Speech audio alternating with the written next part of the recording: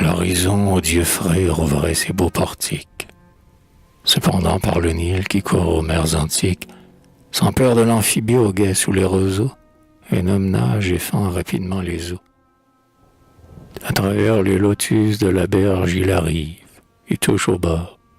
À peine a-t-il franchi la rive, que sur ses membres nus, sur son torse bronzé, les rayons du soleil dans un air embrasé avaient bu l'eau du fleuve et guéri la fatigue. Il est tout jeune et beau. La nature prodigue lui donne plus, la force, et l'on voit la fierté ennoblir sa démarche avec la volonté. Il sait droit devant lui regarder un obstacle. Il n'est pas de ceux-là qui traînent en spectacle la blessure d'un cœur lâchement résigné. Pour chérir un supplice atroce, il n'est pas né. Il marchait au hasard, solitaire et très calme, comme un dieu méprisant qui réserve sa palme. Jusqu'ici pour la femme, il n'avait qu'un dédain. Nul sourire n'usait sa rigueur. Mais soudain, il a vu sa misère paraître, et dans son âme, il a senti l'éclair et le flot d'un syname épanoui l'emplir de langueur, et l'espoir a fait son pas moins sûr et son regard plus noir. Il déplia la hâte et sur son corps il jette ses vêtements portés hors de l'eau sur sa tête et s'élance, tout plein d'une fièvre d'amour, vers le seuil fortuné qu'il revoit chaque jour. C'est gémir trop longtemps, pense-t-il, dans le doute, tout entière à la fin, j'ai vidé goutte à goutte la coupe des poisons que m'offre cet enfant. C'est assez supplié, l'amour me le défend. Il entre, souriant, les paupières baissées, seul et triste, suivait le cours de ses pensées. Quand tout près retentit le bruit d'un pas si cher, on eût pu voir pâlir et frissonner sa chair. La nuit venait de près, et des ombres voraces couvraient les hauts plafonds, les murs et les terrasses. Il était arrivé, mais un pressentiment le retint sur le seuil, anxieux. Un moment, sans voix, il contempla cette vierge isolée, et qui pensait à lui sous sa peine accablée. Mais tout à sa mésis l'absente, il ne lut pas le douloureux secret de si proches combats. D'un seul mot, il pouvait en ses yeux faire luire une flamme, en ses pleurs rayonner un sourire. Mais il ne connaissait qu'un nom et qu'un souci.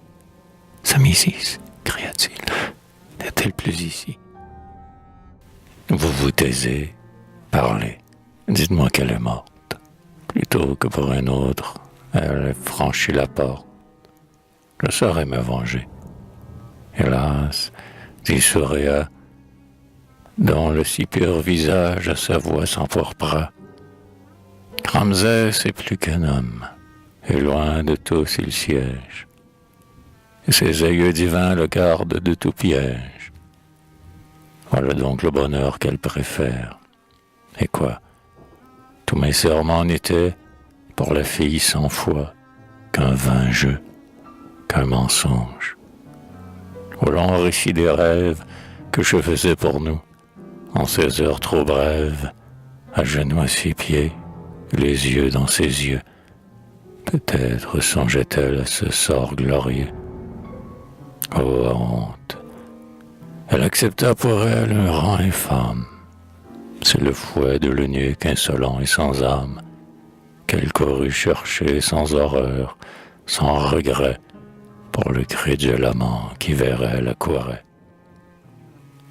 Peut-être existe-t-il quelqu'une plus fidèle, dont l'amour deviné vous consolerait d'elle.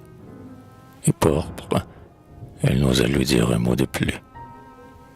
Le jeune homme, la voix elle est très résolue, Soréa, je ne sais si les autres oublient.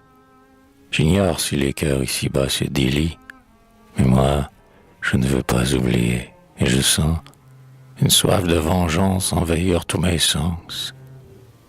La jalousie étreint et brûle tout mon être. Par typhon, Soréa, je le saurai peut-être, si la mort peut aussi délivrer de l'amour. Et, repassant le seuil, il s'enfuit sans retour, comme un ramier blessé qui dans les airs tournoie, poursuivi par le bec d'un sombre oiseau de proie, saurait à mesurer l'abîme de son sort. Comme il aime, dit-elle, eh bien, mieux vaut la mort.